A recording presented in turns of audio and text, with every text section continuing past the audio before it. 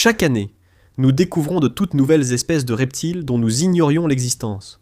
Mais chaque année, nous voyons aussi des espèces de reptiles s'éteindre. Et ces 5 reptiles de compagnie populaire vont disparaître de notre vivant.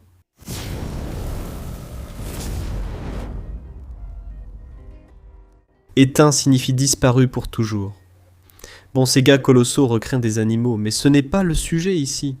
En général, si un animal s'éteint, cela signifie qu'il disparaît pour toujours, et il existe plusieurs types d'extinction que nous allons aborder. Aujourd'hui, je me concentre sur les reptiles, que vous pourriez même avoir dans votre propre collection. Ou si ce n'est pas le cas, vous avez sûrement un ami qui en a. Et ces animaux à l'état sauvage seront éteints avant que vous ou moi ne mourions de cause naturelle, si nous avons la chance de vieillir. On commence avec le numéro 5, Shinisaurus. Shinosaurus, aussi connu sous le nom de lézard crocodile chinois, est en danger. Ils sont en danger critique d'extinction. On ne les trouve que dans certaines parties du monde, dans des pays spécifiques, avec des populations très faibles. Et il y a une myriade de choses qui jouent contre eux. Ce qui rend peu probable qu'ils aient un avenir pour que toi ou moi ayons des petits-enfants assez âgés pour les voir. Ils ne sont pas encore disparus, mais ils sont clairement sur la voie de l'extinction. Probablement de notre vivant, si nous n'agissons pas. Ce sont des lézards uniques, ce sont des fossiles vivants. Ils ont une famille à eux seuls, les Shinosauridae, et leur habitat à l'état sauvage disparaît. Tu vas lire tout un tas de chiffres différents. Alors j'ai fait de mon mieux pour trouver les chiffres les plus précis. Dans le nord du Vietnam, il en reste environ 100 à l'état sauvage, et en Chine, il y en a environ 850. Les estimations varient entre 950 et 1500 de ces animaux restants à l'état sauvage. 1500 individus d'une espèce restant à l'état sauvage, c'est presque une extinction assurée, à moins qu'il n'y ait un effort concerté pour changer cela. Pour la suite de cette vidéo, je précise que je parle d'espèces éteintes à l'état sauvage. C'est une excellente période pour les passionnés de reptiles. Même des espèces comme Shinisaurus, difficiles à reproduire, sont reproduites par Armin de Herptime, Nick Lillis, Unlimited Exotics et d'autres passionnés dans le monde. Donc, il y a des efforts d'élevage, mais dans la nature, c'est beaucoup plus difficile, surtout avec un animal comme celui-ci qui a des besoins très spécifiques. Ce sont des animaux exigeants quant à leur mode de vie, les ruisseaux qu'ils fréquentent et la température requise. Ils doivent être exempts de pollution, ce qui est très difficile parce que dans cette partie du monde, on pratique la coupe à blanc pour le développement et l'agriculture. Et puis bien sûr, il y a plein d'usines et d'autres choses qui polluent l'environnement. Ces polluants se retrouvent dans ces cours d'eau et puis, tout à coup, ces animaux ne peuvent plus vivre et se reproduire correctement. Et c'est ainsi qu'une espèce s'effondre. Il y a aussi d'autres choses, comme l'introduction de prédateurs. Ce sera un thème récurrent où les humains introduisent des choses comme des rats ou 1 million d'autres choses. Eh bien, on va parler de l'Australie dans un instant, ce qui pourrait faire de ces animaux de simples proies pour n'importe quel prédateur, sans pouvoir lui échapper. Le principal problème, c'est que les bûcherons n'accordent aucune importance à ce petit lézard.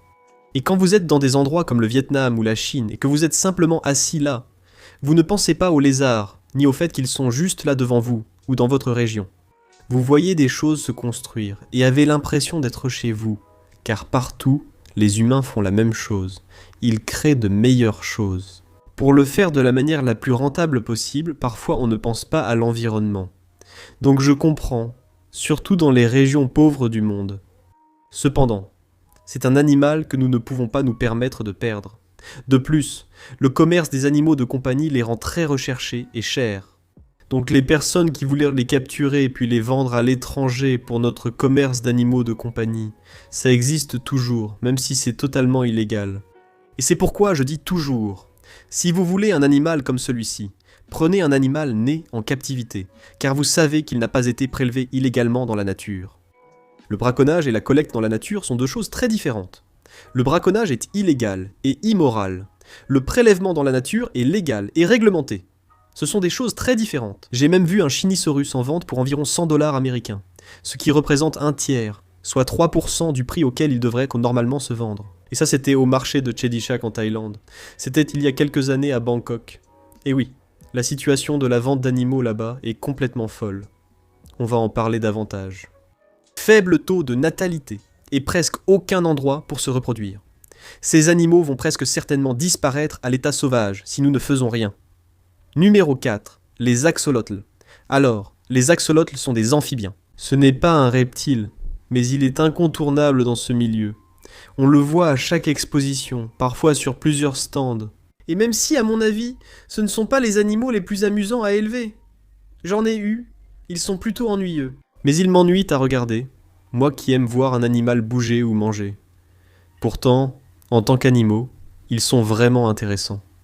Cet animal peut régénérer des parties de sa tête, ses branchies, bras, jambes, queue, tout ce que vous voulez, contrairement à la plupart des animaux. C'est un vrai X-Men dans la vie réelle. Les axolotls viennent d'un seul lac dans le monde entier. Il y en avait 2 avant, mais je pense qu'on s'accorde à dire qu'il n'y en a vraiment plus qu'un maintenant. Il se trouve à Mexico. Xochimilco. J'essaye de le prononcer ici. Ça commence par un X, c'est toujours difficile. Maintenant, Mexico est l'une des villes les plus peuplées et les plus polluées du monde entier. C'est aussi une ville vraiment unique à cause de son altitude. Elle est tellement au-dessus du niveau de la mer. Tu penses que Denver est en hauteur ? Mexico est bien plus en hauteur. Cela signifie que le lac dans cette région va être très différent de presque tous les autres lacs sur Terre, et c'est là que tu le trouves. Le problème est qu'il existe certes des efforts de conservation dans la région, les axolotls le figurant même sur leur monnaie, mais de nombreux polluants se déversent dans le lac, en plus de la présence de nombreux canaux. Il y a tout un tas de problèmes où ces animaux sont isolés, et cela nuit à la diversité génétique. Encore une fois, cet animal est probablement le plus courant en captivité.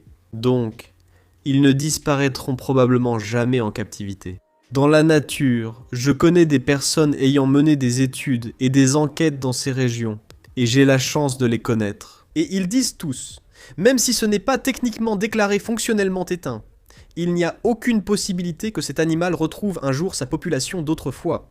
Il est probable qu'il va disparaître, pas avant que toi ou moi ne mourions, mais peut-être avant la sortie de cette vidéo. Bon, pas aussi vite. J'exagère un peu, mais ce sera bientôt.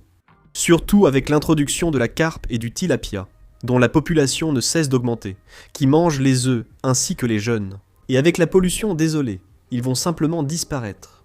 C'est un problème sur lequel on ne peut vraiment plus faire grand-chose. C'est pourquoi il est si important d'agir tant qu'on le peut encore. Et le problème avec les reptiles qui sont en danger critique d'extinction et sur le point de disparaître à jamais, comme pour tout animal dans la même situation, c'est que quelqu'un doit s'en soucier, et nous devons agir. Ce n'est pas seulement les reptiles ou les animaux, mais aussi leur environnement, leur foyer. Sans lui, il n'y a pas d'animaux. Et c'est pourquoi je me suis associé à Planet Wild pour la vidéo d'aujourd'hui. Chaque mois, la communauté Planet Wild, qui compte environ 20 000 membres, moi y compris, finance une mission différente visant à faire revenir des espèces menacées, protéger les océans ou restaurer les forêts. Ce sont précisément ces actions qui font la différence et qui vous permettront, si elles sont protégées, de dire « Hé, Adam, tu t'es trompé dans cette vidéo d'il y a quelques années. » Si ces animaux sont toujours là dans la vidéo, j'ai hâte que vous me disiez « Je te l'avais dit ». Planet Wild documente tout et rend des comptes via ses vidéos YouTube mensuelles. Ainsi, nous voyons concrètement ce que nos contributions permettent d'accomplir. Ce n'est pas une de ces associations caritatives qui prennent pour la majeure partie de l'argent pour gonfler les salaires des dirigeants, afin qu'ils puissent en s'acheter des maisons de plage. Votre argent sert réellement à financer des actions avec Planet Wild. Vos contributions aident directement à la préservation des animaux sur la planète sur laquelle nous vivons. Vous pouvez vraiment agir et faire la différence sans quitter votre canapé. Membre de Planet Wild, je constate le changement, et je pense que vous le verrez aussi. Si vous n'êtes toujours pas convaincu, j'ai mis le lien de leur vidéo sur les grenouilles dans la description de cette vidéo ci-dessous. Et si vous voulez rejoindre une communauté grandissante qui agit concrètement pour la nature, pensez à rejoindre Planet Wild. Vous pouvez donner le montant que vous voulez, grand ou petit, ce qui vous semble juste. Chaque dollar compte pour protéger la nature, et il y a aussi un cadeau pour vous. Les 100 premières personnes à rejoindre Planet Wild avec le code Weekendsfour auront leur premier mois payé par mois. Il suffit de scanner le code QR ou d'utiliser le lien dans la description. Le mieux, c'est que vous ferez immédiatement la différence, et vous verrez l'impact dès les 30 premiers jours sur YouTube. Et il n'y a aucun piège, vous pouvez annuler à tout moment. Pour voir Planet Wild en action, découvrez leur mission sur les grenouilles. Numéro 3, sûrement le plus cool, les varans sans oreilles de Bornéo. Je vous ai parlé du Shinisaurus vu au marché de Chatuchak à Bangkok, coûtant environ 100 $. J'ai vu des varans sans oreilles de Bornéo au même endroit, dans ce marché. Ils ignoraient même leur nom et ce qu'ils possédaient. Et ils coûtaient 45 $ américains, l'équivalent, à l'achat. Pour vous donner une idée, ce sont des lézards qui valent 3000 $. Ce sont des lézards d'une rareté incroyable. Ils viennent de Bornéo et de nulle part ailleurs. Et on ne les voit presque jamais parce qu'ils sont tellement discrets et difficiles à maintenir en vie. Déjà à la base. Pas si difficiles à maintenir en vie, mais très difficiles à reproduire. Je vous explique pourquoi. Cet animal a été braconné. La propriétaire du magasin l'ignorait totalement et ne savait pas qu'il s'agissait d'un animal braconné. Elle ne se souciait pas de l'éthique, car ce n'est jamais une préoccupation pour elle. Son monde est totalement différent du nôtre en Occident. Et cet animal, parce qu'il vient d'un tout petit endroit sur Terre, à Bornéo, et seulement de certaines parties de Bornéo. Bornéo est une île d'ailleurs. Bornéo compte 3 pays différents. Ces animaux sont fascinants à observer, je comprends qu'on ait envie de les garder. Le truc c'est que, en tant qu'animaux de compagnie, c'est un peu comme avoir un bac de terre. Ce sont des lézards aquatiques, ou semi-aquatiques. Ils ont des paramètres très spécifiques. Et puis, quand vous installez tout correctement, ils vont se cacher pratiquement tout le temps, sauf pendant le repas. Et quand je parle de paramètres parfaits, je veux dire qu'ils aiment 27 degrés Celsius. Ils n'aiment pas 27,5, ils n'aiment pas 26, ils n'aiment pas 28. Ils aiment 27 degrés Celsius et j'ai écouté tellement de podcasts sur les varans. Et ceux-là ne sont même pas vraiment des varans. En fait, ils sont plus proches des lézards perlés et des monstres de Gila que d'autres animaux. On les appelle tout de même varans, bien que ce ne soit pas le cas. Les varans sans oreilles de Bornéo sont élevés en captivité, comme le fait Nick Lillis. Je l'ai entendu dire que l'eau était à 27 degrés et la terre à 26 degrés. Ils ont pondu leurs œufs dans l'eau, car la température était idéale, mais ils sont tout morts. Ces animaux sont capricieux, tout doit être parfait, sinon ils ne se reproduisent pas. Et le problème, c'est que si l'environnement d'où ils viennent change à cause de l'exploitation forestière, de l'agriculture et du lessivage de leur habitat, eh bien, les températures ne seront plus celles auxquelles ils sont habitués. Et il leur sera beaucoup plus difficile de trouver les paramètres exacts, 27 degrés, pour déposer leurs œufs. Et donc, il sera beaucoup plus difficile d'obtenir de nouveaux individus pour que cet animal puisse se multiplier dans la nature. Et c'est ce qui nous inquiète ici. Vulnérable, une reproduction lente et pas très adaptable. C'est pourquoi ces animaux vont probablement disparaître de notre vivant. Numéro 2, vous le saviez déjà, parce que je saisis n'importe quelle excuse pour en parler. Disons-le tous ensemble, les iguanes à bandes des Fidji. Je parle des Brachylophlus en général. Il existe 4 espèces différentes, certaines en danger critique d'extinction, d'autres en danger. Cette situation évolue constamment. Mais je parle surtout du boula boula, et ensuite des iguanes bananes de Tonga. Maintenant, il y a bien sûr les iguanes à crête, qui sont vraiment incroyables. Mais il y a toute une île qui est une réserve. Il faut une autorisation spéciale rien que pour y aller et prendre des photos. Je ne dirais pas que cet animal est en sécurité, mais il ne disparaîtra pas de notre vivant.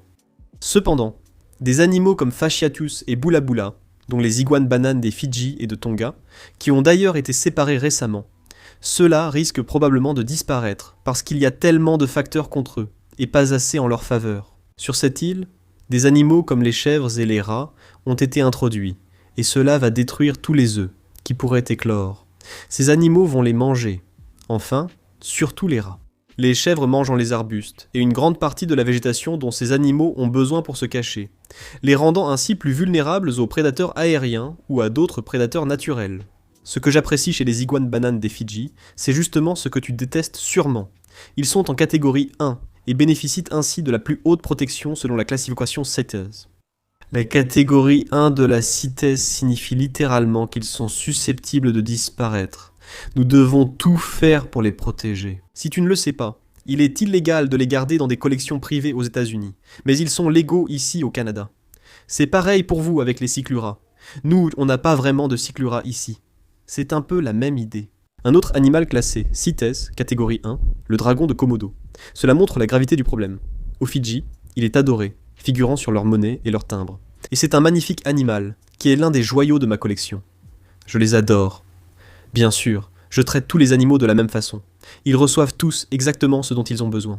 Mais quand il s'agit de ces animaux, quand je rentre d'un voyage, la première chose que je fais, c'est d'aller les voir parce qu'ils m'ont manqué. Ce sont les animaux les plus impressionnants à regarder, même quand ils sont immobiles. Mais quand ils bougent, on dirait des petits singes. Ils sont hilarants.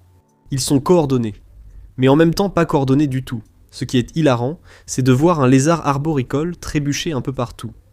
Je les adore, ils sont trop cool. On installe justement un de leurs nouveaux enclos ici. Je vais vous montrer un aperçu exclusif. Prêt ? D'accord ? 1, 2, 3. Je dois mettre la vitre. C'est ce que je dois faire après ça. La vidéo complète arrive, je vous le promets. Donc je trouve que c'est bien que le braconnage soit difficile à faire et à rendre rentable, parce que, je veux dire, c'est tellement difficile. Toute personne qui en possède un dans une collection privée aux États-Unis, et je suis sûr qu'il y en a, ne peut pas le montrer sur Instagram. Quelqu'un viendra frapper à votre porte avec un badge, vous demandant immédiatement ce qui se passe. Donc le braconnage est rendu plus difficile parce que, eh bien, on ne peut pas vraiment les exhiber. Et la plupart des gens qui possèdent des animaux vraiment impressionnants veulent les montrer. Maintenant, il y a des gens, croyez-moi, je le sais, qui ont des collections vraiment incroyables d'animaux illégaux, qu'ils ne montrent pas, c'est juste pour eux. Mais la plupart des gens dans le monde sont comme moi. Et si j'ai un animal impressionnant, j'ai envie de le montrer. Donc, aucun risque que j'ai un jour des animaux illégaux. Je ne pourrai pas m'empêcher de les montrer, j'adore me vanter de mes animaux. Ils sont tellement incroyables. J'adore montrer des animaux au monde entier. C'est littéralement tout l'intérêt de tout ça. Bref, passons au numéro 1. Et cet animal est en fait le moins susceptible de disparaître. Et je vais vous dire pourquoi. Il s'agit des pitons de Bolin. Les pitons de Bolin sont le joyau de la couronne et le serpent dont rêvent tous les passionnés de serpents. C'est un magnifique constricteur qui est tellement difficile à reproduire et tout simplement si rare. Mais cet animal est tellement unique comparé à presque tout le reste. Cet animal se trouve principalement en Papouasie-Nouvelle-Guinée, et beaucoup d'entre eux sont du côté de la Nouvelle-Guinée. Si vous ne le savez pas, la Papouasie-Nouvelle-Guinée et l'Indonésie sont séparées presque au centre, formant deux mondes totalement différents. La Nouvelle-Guinée, imaginez. Si vous étiez allé en Nouvelle-Guinée il y a 200 ans, 150 ans à l'époque où l'Amérique construisait l'Ouest, et avait déjà des fusils à répétition et des trains, là-bas, ils étaient encore à l'âge de pierre. Donc, on a fait passer une culture, il y a environ 130, 150 ans de l'âge de pierre littéral jusqu'à l'ère moderne en un temps record. C'est très difficile pour un pays de s'adapter de cette façon. C'est l'un des endroits les plus dangereux au monde où se rendre. Port Moresby, qui est leur capitale et où se trouve l'aéroport, ou le grand aéroport où vous atterririez probablement, est l'une des villes les plus dangereuses du monde. Et dans beaucoup d'endroits plus ruraux, il y a encore des guerres entre tribus avec des lances qui se déroulent encore aujourd'hui, en 2026. C'est vraiment un monde complètement différent. Donc, même aller faire des recherches et étudier ces animaux est très dangereux. Maintenant, je parle sans expérience personnelle. Je suis allé en Indonésie, mais pas en Papouasie-Nouvelle-Guinée. Je ne suis pas allé en Nouvelle-Guinée, mais le sujet m'intéresse. Il existe d'excellents podcasts, dont celui d'Arif Legel sur les pitons de Bolin. Il y est allé plusieurs fois, comme d'autres personnes que je connais. En écoutant leurs expériences, on voit qu'il y a une bonne et une mauvaise façon de faire. Mais si vous y allez, ce n'est pas comme des vacances tout compris en Jamaïque, où l'accueil est chaleureux. C'est différent, surtout avec la topographie. C'est une région du monde très dense en végétation et très montagneuse. Alors imaginez ça. Vous allez les chercher en altitude, non? Souvent à plus de 300 mètres d'altitude. Et vous grimpez cette montagne en pensant aller tout droit parce qu'il y a de la végétation partout, puis vous tombez d'une falaise. C'est comme ça là-bas. C'est dangereux à cause de la configuration du terrain, à cause de la nature dans laquelle il se trouve. Donc, c'est dangereux pour l'homme. C'est dangereux à cause du lieu et de sa nature. De plus, ils sont très difficiles à trouver. Pour vous donner une idée de cette région, les chiens chanteurs de Nouvelle-Guinée étaient jugés éteints. Nous les avons retrouvés en 2016, je crois. C'est incroyable. Ce chien était considéré comme disparu. Imaginez combien d'autres créatures inconnues vivent dans cette région. Donc, l'idée que nous sachions combien de pitons de Bolin il y a, personnellement, je ne vois pas comment on pourrait en avoir une bonne estimation. En plus, ils sont très difficiles à reproduire en captivité. On y arrive enfin. Il y a des gens qui y parviennent. Nerd y arrive. Mais c'est difficile. Et la plupart des gens qui en ont n'arrivent pas à les reproduire. Donc, pour cette raison, c'est possible. Même si c'est le moins probable de la liste. Je voulais aussi trouver une excuse pour parler des pitons de Bolin car ils sont incroyables. Merci d'avoir regardé et merci à Planet Wild pour le sponsoring de cet épisode. Ce sont eux qui nous aident à faire la différence. Comme nous publions des vidéos les lundis et jeudis, on se retrouve bientôt.